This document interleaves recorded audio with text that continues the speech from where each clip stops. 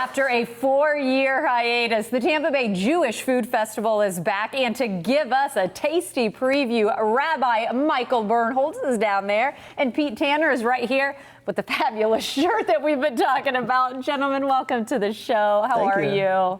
Doing well. Good. I am so glad you're here today. And Pete and I were just talking before we even got started how it happened 4 years pre-pandemic. Each year got bigger and bigger and more popular. Absolutely. Pandemic time. And now you're back. Talk about the excitement in the community right now. I mean, we're very excited. We've got just an army of volunteers working 7 days a week to try to get this thing up and running.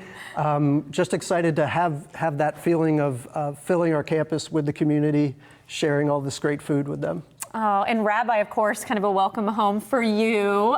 We were talking about your excitement to be back at your synagogue, right? I have heard stories about this food festival. From the East Coast, we had families that had connections here that were telling us the stories of the Tampa Bay Jewish Food Festival. So to finally be back in the Tampa Bay area, to be able to help host it and be part of the cooking and baking and serving, really excited to do that. Oh, I love hearing this. Okay, you know what? You were saying the big teams of people involved. Yes.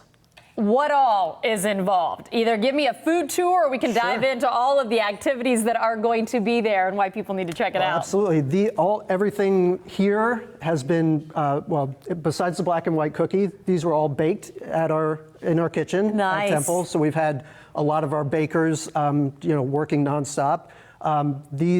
We have hamantaschen, mandel bread, which is a Jewish favorite. It's almost like biscotti. Oh, okay. And then, of course, your favorite New York style black and white cookie. Of course, I knew that one. We're actually bringing those in from New York, from Carnegie Deli in New York, along with our corned beef and pastrami sandwiches. Those are also coming. Oh, really? They ship down, and so we'll be providing Carnegie Deli meats. I love it. And then, of course, we've got our matzoh ball soup. We make that in-house. Okay. And then these two knishes are made by one of our congregants, Brian Wackler. He runs a knish business. He sells at local farmers market. These are the best knishes you can get. I've never had a knish. Oh, wow. Explain what a knish is for me, will you? You want to take it? Oh, it's a savory Eastern European pastry. Oh. So it's a pastry dough wrapped, and on the right is potato, and on the left is his special spanakopita, so feta cheese and spinach and onion. And I saw some of that spinach there. So Brian is a master. He does all kinds of incredible different styles of knishes and sells them all over. And can I tell you, when he is baking, our campus smells so good.